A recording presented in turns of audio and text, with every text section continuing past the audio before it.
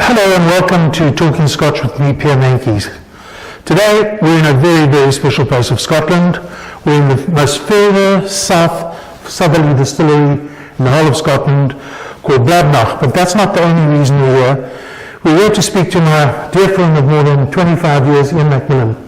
Morning, Ian. Morning, Pierre. How nice to see you in this beautiful spot. It's great to welcome you down to this lovely area of Scotland, which a lot of people don't know about. Well, it's the first time I've been down here, that's for sure. Tell us about Bladnoch. Obviously, I know it's a lowland distillery, but more than that, not a lot. Give us the background. Well, Bladnoch has been a distillery since 1817. Last year we celebrated our 200th anniversary by recommencing distilling again. I came on board here 2015 to take on the challenge of a total refurbishment.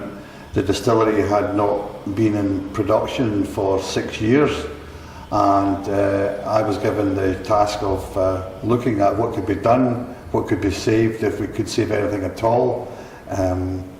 At the same time as looking at the distillery with a potential refit, I was also to look at the maturing liquid which the owner had bought with the distillery.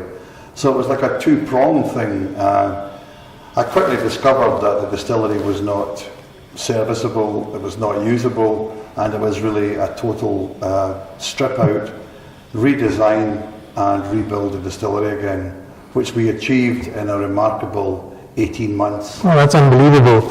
So I'm looking forward to having a little walk around and have a look at it.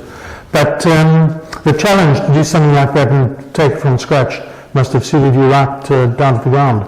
Well, you know, Pierre, I love a challenge, and this was a big challenge. I've done it before. I refurbished Deanston Distillery, Tobermory Distillery, and a major lot of work in Bunnahabhain Distillery in the past. So it's something I really like to get my teeth into, and this was a great challenge because this is such a beautiful site here.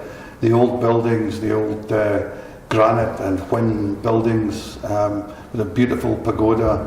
It's a fantastic site. It's quite idyllic here, and to bring it back into production again as a fully functional distillery was a great achievement. I'm sure. Just tell us a little bit about the kind of whiskey that you're producing.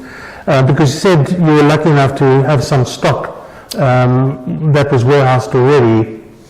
We had stock dating back to the 1980s, which had been, in those days, the distillery was owned by today's world, it's Diageo, but in those days they were known as United Distillers. Correct, I remember that. In fact, I think it was a Bell's distillery. It was Bell's, it was Arthur Bell's, and they operated it until they decided, along with a few other distilleries, in 1993 to close the distillery down. And it was 7 years before it was reawakened and started producing again. So it's been here. I had a look at a lot of the maturing whisky. So I had a look at whisky that had been distilled during the times of United Distillers. I had whisky that had been distilled under the previous owners. And when I looked at it, I was fortunate I had some new make spirits samples to look at as well. And whereas I liked the style, I like lowland style of whisky, but for me, I wanted to, although retain the DNA of the Bladnoch as it always has been, which is a grassy, slightly drier spirit.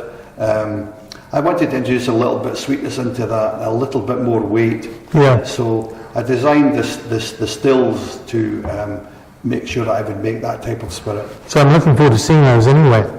So this is some of the product that you've got, particularly interesting. This is the 29-year-old, yes, which weighs an absolute ton. And I know we had a little sample of it last night. Absolutely fantastic drink. I mean, there's no question about it. Beautiful packaging. What sort of price would something like this sell for? Well, this is a very limited edition, and this was bottled to commemorate the bicentenary, the 200 years, and we only released 200 bottles. So on the market today, these 200 bottles are selling for £5,000 retail each bottle. Well, it's certainly worth it. I can't do the maths to convert it into rands. Just my brain doesn't go that far. So now we're going to be doing partly one of the best parts of visiting a distillery. Ian's going to take us through a little tasting here. And Ian, which one are we going to taste? We'll try the Samsara here. Looking forward to that. Samsara means? Samsara is a Sanskrit word which means new beginning. Okay. And this is the first release that I brought from the distillery. It's a blend of different ages of the malts, the youngest being 8 years old, between 8 and 13 years old. Fantastic. So let's have a little bit of that.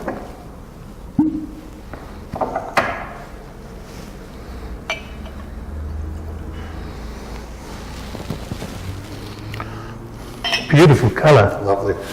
Everything we do is natural colour, unchill filtered. I would like people to taste the whisky the same as I taste it when I'm analysing it and selecting the casks. But that's where you've always been, as natural as possible. Absolutely, yeah. So a little swirl, yeah? A little swirl is. On the nose, it's light but lovely and fruity. The fruitiness comes. This is created from. I created this from using a selection of Californian red wine matured Bladnoch and first fill bourbon matured Bladnoch as well. So the varying ages between the two of them, I selected to get the fruitiness, that sweetness coming from the red wine. Also a little bit of a dryness from the red wine too, but from the bourbon you're going to get this vanilla and yes, flavours as well, like coconut and things like that. Well, that's definitely there's no question about it. I'm just going to take a. You know, it's got a nice little. I see it's got good legs on it. Yeah. That shows some real. Hangs a while in the glass. Beautiful, nice age. A little sip. Take me through the sip here, Ian. You're getting a lovely mouthfeel there. There's a lot of fruity flavours there. You've got lovely sweetness coming. The sweetness, there's almost like a honeyedness that comes off of the bourbon. This coconut flavour as well, which is typical of bourbon matured whisky as well. But the added weight and the added aroma and flavour profiles that the red wine matured casks gives as well. There's a lovely balance of the two. You get this beautiful, rich, fruity flavour. And it comes back at you. It does. It's lovely, long and lingering. It's got a lovely, nice little bit of spice there too. Yes. But it does keep coming back. Yeah. It's